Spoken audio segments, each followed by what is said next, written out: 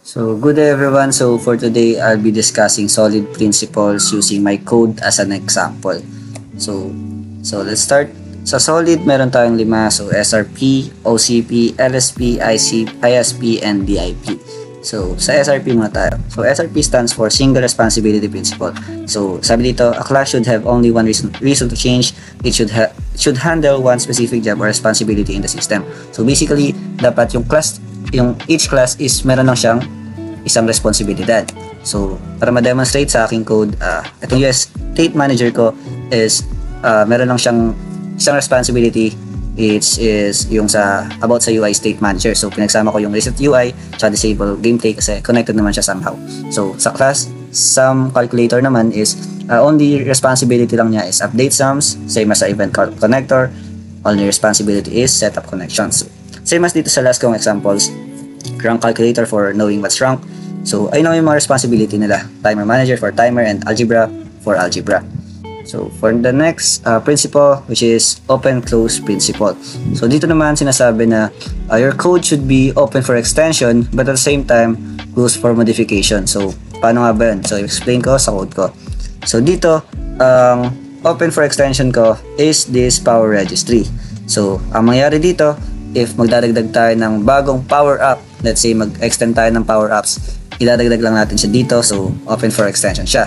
But at the same time, kung yung functionality niya is hindi magbabago, which is itong close for modification ko is Algebra Manager. So dito sa part na to, hindi na siya magbabago when nagdagdag ako ng bagong power-up.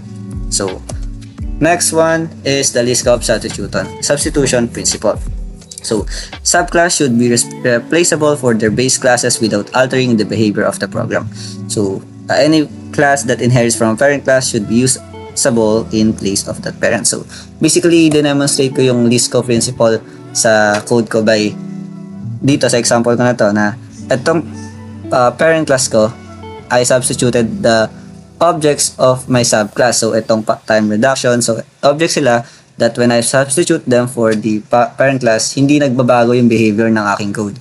So, ayun yung list ko principle. So, for the next one is the interface segregation principle, which is the ISP. So, dito naman, very simple. Papakita ko na lang sa code. So, dito ang nangyayari kasi dito, segregation ng abstract classes. So, bakit ko ba pinag-segregate tong power-up and game action? So, ayun yung tanong dito. So, basically, sinegregate ko sila kasi may dalawa silang responsibility. So, sa una, ito lang yung power up kasi wala namang power up dito sa generate, hint, manager, submit, and submit manager. So, kaya ko siya sinegregate. So, ayun, ganoon gumagana yung ISP.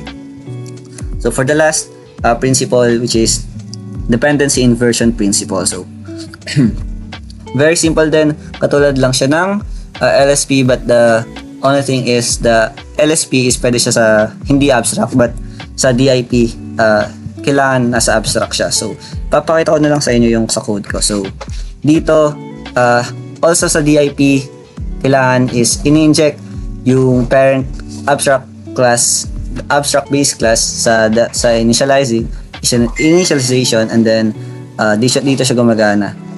So in-inject natin yung ating parent abstract base class. And then, so, itong abstract base class, which is the generate action. Then, ito yung contract. And then, ito yung sa self-context. So, ito yung dito gumagana yung usage niya. So, I hope may natutunan kayo dito sa 4 minutes video ko.